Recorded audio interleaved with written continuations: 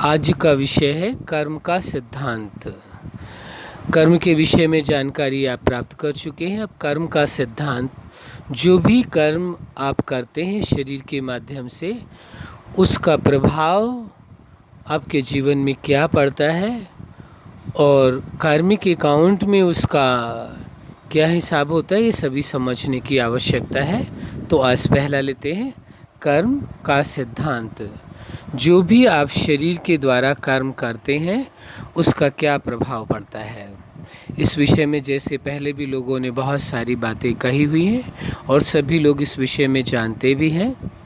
जैसे कह देते हैं कि कोई भी क्रिया होती है, कोई भी कार्य किया जाता है, कोई भी कर्म होता है, तो उसके विपरीत प्रतिक्रिया अवश्य होती है।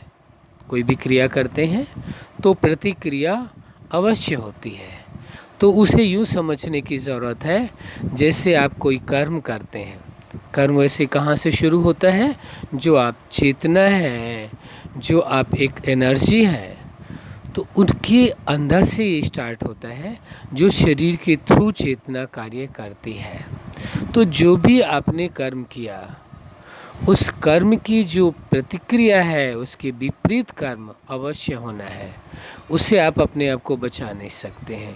प्रतिक्रिया के बारे में भी समझेंगे। प्रतिक्रिया किसको कहते हैं, कर्म किसको कहते हैं? कर्म वह जो स्वसत्ता से निर्मित होता है, यानी आप चेतना जो शरीर के माध्यम से कर्म करते हैं वह कर्म कहलाता है। और प्रतिक्रिया जो किसी कारण व प्रभाववश कर्म किया जाता है, प्रतिक्रिया किसे कहेंगे? किसी कारणवश या किसी प्रभाववश जो कर्म किया जाता है वो प्रतिक्रिया कहलाता है, वो कर्म नहीं कहलाता है। आप अपने जीवन में देखेंगे तो आपको पता चलेगा कि आप कर्म कितना करते हैं और प्रतिक्रियाएं कितना करते हैं। जब अपने आप देखने की कोशिश करेंगे तो आपको अवश्य पता चलेगा। जैसे उदाहरण के लिए आप ये कहेंगे कि हम धन कमाने चाहते हैं, अपनी जॉब में जाते हैं, बिजनेस करते हैं, आपकी दृष्टि में ये कर्म माना जाएगा या प्रतिक्रिया मानी जाएगी? सिद्धांत के मुताबिक वैसे तो आम देखने में या बोलचाल की भाषा में यही माना जाएगा ये कर्म कर रहे हैं आप, लेकिन वास्तव में क्या ये कर्म है? तो आप देखेंगे, अपने आप को समझने की कोशिश करेंगे। यदि सिद्धांत के तहत देखते हैं, प्रतिक्रिया का जो सिद्धांत है, किसी कारण व प्रभाववश किया हुआ कर्म प्रतिक्रिया कहलाता है। तो आप जो धन कमाने का कार्य कर रहे हैं तो क्यों कर रहे हैं? एक कारण है उसका, ताकि जीवन को चलाने के लिए या परिवार की व्यवस्था को देखने के लिए। तो किसी कारण और प्रभाववश, किसी के प्रभाववश, तो इसमें एक कारण बनता है कि इस कारणवश आप कर्म कर रहे हैं। तो अब आप खुद ही विचार करें, इसे कर्म माना जाएगा या प्रतिक्रिया मानी जाएगी? हाँ, आगे चल कर के समझेंगे। हर प्रतिक्रिया को भी आप कर्म बना सकते हैं, वो आपकी सोच पर ही निर्भर करता है। लेकिन इस सिद्धांत के मुताबिक यदि प्रतिक्रिया के सिद्धांत को माना जाए या आप स्वीकार करते हैं, तो इस हिसाब से धन का कमाना या जॉब करना, किसी भी तरीके से आप धनोपार्जन करते हैं, वो एक प्रतिक्रिया है, वो एक कर्म नहीं माना जाएगा इस सिद्धांत के अनुसार। बाकी आपको जैसा ठीक लगता है वो आप माने, हमें किसी प्रकार का कोई एतराज़ नहीं और ना ही हम किसी प्रकार का कोई चैलेंज करते हैं। ये तो हमने जो जाना है, जो समझा है, जो अनुभव किया है, वो आपके साथ अपना अनुभव साझा कर रहे हैं, विचार आपके सामने रख रहे हैं। बाकी जैसा ठीक लगे आप वैसा स्वीकार कर लें। तो आपने देखा ये प्रतिक्रिया के अंतर्गत आया। किसी भी तरीके से धनोपार्जन करना वो प्रतिक्रिया कहा जाएगा, कर्म नहीं कहा जाएगा। क्यों? आपने रीजन समझा, कारण है एक, क्योंकि धन किस लिए कमा रहे हैं आप, क्या आवश्यकता है उसकी? शरीर की व्यवस्था देखने के लिए और संबंधियों को की व्यवस्थाओं को देखने के लिए, परिवार को अच्छी तरह से चलाने के लिए, जीवन के लिए धन की आवश्यकता है। तो ये कारण है और उस कारणवश किया गया कर्म प्रतिक्रिया कहलाएगा, कर्म नहीं कहा जाएगा। ये हमने दोबारा आपको रिपीट कर दिया, आपने समझ लिया होगा। तो ये देखिए प्रतिक्रिया है, लेकिन कर्म का एक सिद्धांत है। जो भी आप कर्म करेंगे तो क्या होगा? उसका जो फल है, आपने सुना होगा, उसका फल आपको अवश्य लेना होता है। आपको राइट है कर्म करने का। आप कर्म के लिए पूरी तरह से स्वतंत्र हैं, फुल फ्रीडम है आपको कि कोई भी आप कर्म कर सकते हैं, कोई भी सेलेक्ट कर सकते हैं मुझे ये कर्म करना है, जो भी ठीक कर समझे आप, शुभ कर्म हो अशुभ कर्म हो, कैसा जो आप चाहे वो कर्म कर सकते हैं, ये आप पर डिपेंड करता है, स्वतंत्रता है। लेकिन उस कर्म से जो फल मिलना है उसमें किसी की स्वतंत्रता नहीं है, उसका फल तो अवश्य प्राप्त होना है। अच्छा आपने कर्म किया तो अच्छा फल अवश्य मिलेगा, कोई आपसे वो छीन नहीं सकता है। यदि कुछ अच्छा नहीं हुआ है तो उसका परिणाम उसी प्रकार मिलेगा। ये कर्म का सिद्धांत इस बात को कहता है। तो इस सत्य को समझ लेना परम आवश्यक है कि अब कर्म की बात जो आती है कि जो कुछ आपने कर्म किया है, यानी जो क्रिया की है, उसकी प्रतिक्रिया आपके साथ ही होगी, किसी और के साथ नहीं होगी। किसके साथ होगी? आपके साथ होगी। जो आपने कर्म किया है उसका फल, यानी उसकी प्रतिक्रिया क्या हुई, उसका फल हुआ, वो आपको ही लेना होगा, उसमें कोई शक नहीं है। मान लीजिए आपने किसी को खुशियाँ दी हैं, कोई ऐसा कार्य करके जिससे लोगों को खुशियाँ मिलें, तो वो खुशियाँ आपको ज़रूर मिलेंगी रिटर्न आ करके। ये नहीं हो सकता है कि आप दूसरों को खुशियाँ दें और वहाँ से आपको दुख मिले, ऐसा नहीं है। ये हो सकता है जिसको आपने खुशियाँ दी हैं वो आपको खुशियाँ ना दे पाए, ऐसी संभावनाएं हैं, लेकिन कहीं ना कहीं से आपको उस खुशियों के बदले में खुशियाँ अवश्य मिलेंगी। ये कर्म का सिद्धांत है। जो आप बीज बोएंगे कहते हैं वो काटना ही पड़ता है, किसको? जिसने बोया हुआ है। तो ऐसे ही जो कर्म रूपी बीज आपने बोया उसका जो फल है वो आपको अवश्य लेना होगा और आपको ही मिलना है, उसे कोई बांट नहीं सकता है। ये सिद्धांत है। इस सत्य को आप जानते भी हैं, समझते भी हैं, इसलिए ये यदि अंतर बना करके चले कर्म क्या है और प्रतिक्रियाएं क्या है, तो प्रतिक्रियाओं में आपको ध्यान होगा ये प्रतिक्रिया कर रहे हैं, हम कर्म नहीं कर रहे हैं। क्या कर रहे हैं? प्रतिक्रिया कर रहे हैं। तो प्रतिक्रिया का क्या परिणाम निकलेगा वो आप अच्छी तरह से समझ चुके होंगे, क्योंकि प्रतिक्रिया तो कर्म है ही नहीं। वो कर्म मान रहे हैं आप या हम कोई भी मान ले उसको कि वो कर्म है, वो प्रतिक्रिया ही है, कर्म नहीं मानी जाएगी। तो उसके फलस्वरूप जो परिणाम मिलते हैं वो प्रतिक्रियावादी ही परिणाम माने जाएंगे, वो कर्म के अकॉर्डिंग नहीं माने जा सकते हैं। इसलिए इस सत्य को समझ लेना आवश्यक है। जब आप एक दो बार सुनेंगे, समझेंगे और इस विषय का स्वयं ही चिंतन करेंगे तो अपने आप समझ जाएंगे। आप में वो सामर्थ्य है समझने की कि वास्तविकता है क्या आखिर।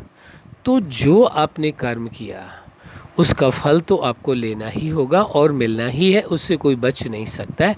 हाँ, वो आपकी मर्जी, आप ना माने वो आपका विषय है, इसमें हम कुछ नहीं कह सकते, ना हम किसी प्रकार का कोई आरोप आप पर लगा रहे, ये आपकी मर्जी है।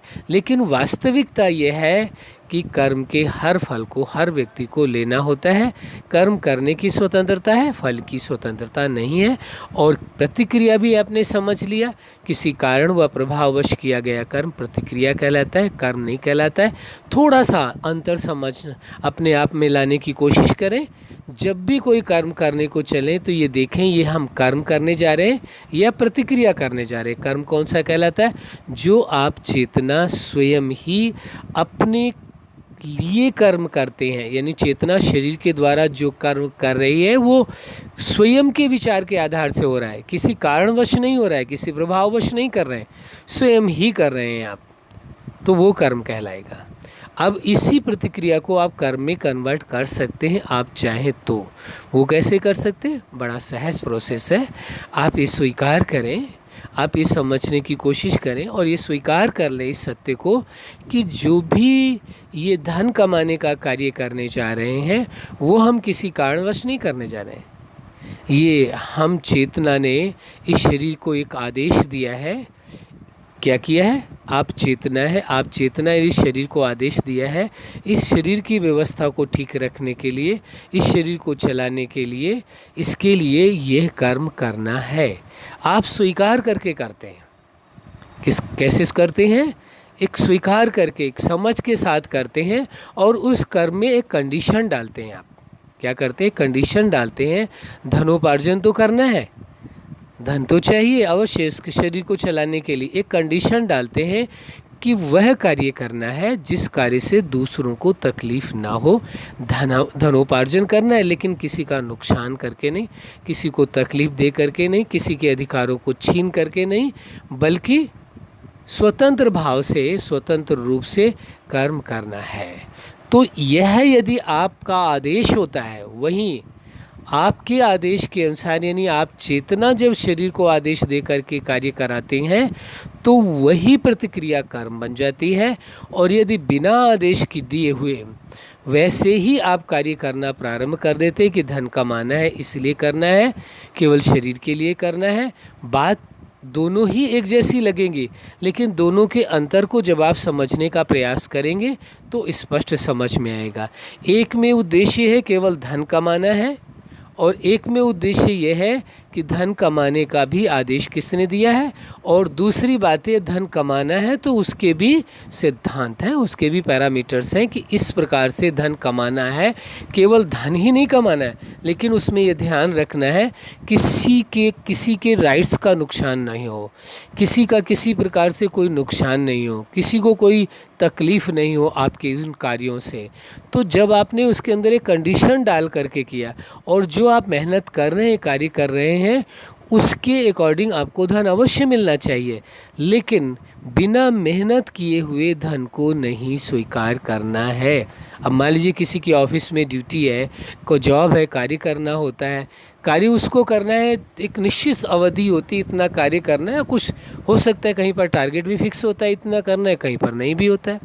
अब उसमें यदि आपने ईमानदारी के साथ, आपने लगन के साथ उतने घंटे जितने घंटे आपकी ड्यूटी है, आपने ये समझ करके ये देश हित में कार्य है और कार्य हम करेंगे तभी जा कर के आगे प्रोग्रेस होगी, तो उस लगन से आपने जितने घंटे की ड्यूटी है आपने वफादारी के साथ कार्य किया, कार्य में पूरी ऑनेस्टी के साथ किया, कोई गड़बड़ नहीं करी, पूरी लगन के साथ किया, लापरवाही नहीं किया, समय व्यर्थ नहीं गंवाया, तो माना जाएगा कि आपने कर्म सही तरीके से किया है।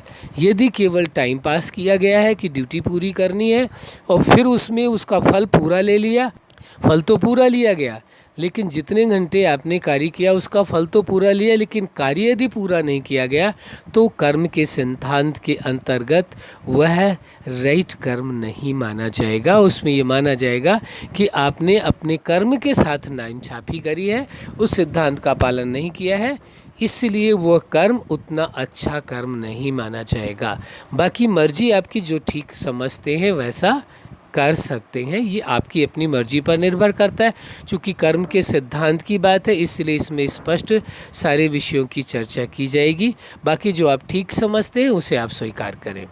अच्छा, आप अपने जीवन में सफलता के शिखर तक पहुँचें, यही हमारी हार्दिक शुभकामना है। कर्म को के सिद्धांत को जान करके अपने कार्मिक अकाउंट को बेहतर बना करके रखें, यही हमारी हार्दिक शुभकामना है। सदा खुश रहें, मुस्कुराते रहें। धन्यवाद।